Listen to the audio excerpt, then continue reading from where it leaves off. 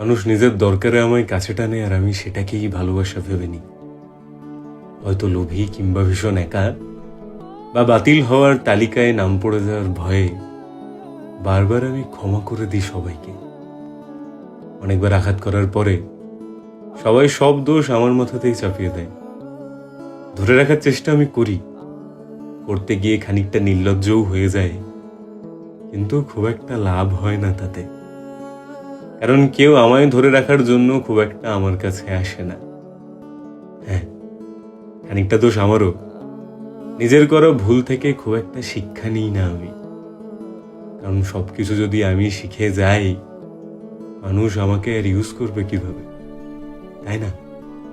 তাই আমি এভাবেই কাটিয়ে দিই। যে যখন খুশি আসে আমার পাশে থাকে, নিজের কাজ করে, আমায় ছুঁড়ে ফেলে দেয়, আমি তারই মাঝে মানিয়ে নিয়েছি, গুছিয়ে নিয়েছি। অভ্যেস হয়ে গেছে এইসব। এটাই ভালো, তাই না?